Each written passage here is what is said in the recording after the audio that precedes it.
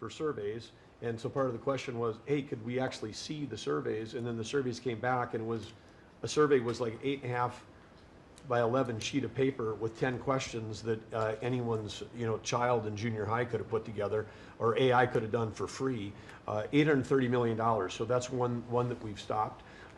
And that contract was going out after you were inaugurated, sir. So it was jumping. It's a pure fraud. Yeah. It's a fraud.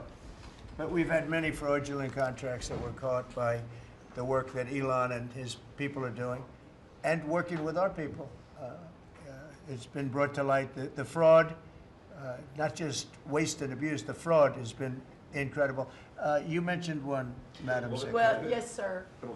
Well, let me just add to that, and thank you. We just had a wonderful cabinet meeting, all aligned on certainly the effort to realign the government.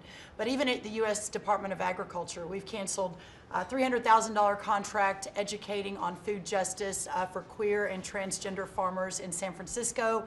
A similar contract we canceled in New York, again, educating transgender and queer farmers on food justice and food equality. I'm not even sure what that means, but apparently the last administration wanted to put our taxpayer dollars towards that. We canceled a $600,000 contract out of Louisiana that was studying the menstrual cycles of transgender men, a $600,000 contract. We canceled another contract out of a university in the middle of the country that focused on getting more diversity, equity, and inclusion into our pest management industry.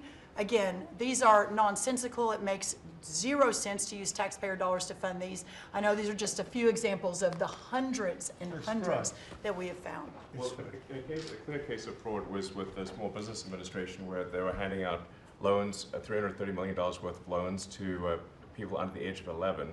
I think the youngest, Kelly, was a 9-month-old who got a $100,000 loan. That's a very precocious baby we're talking about here.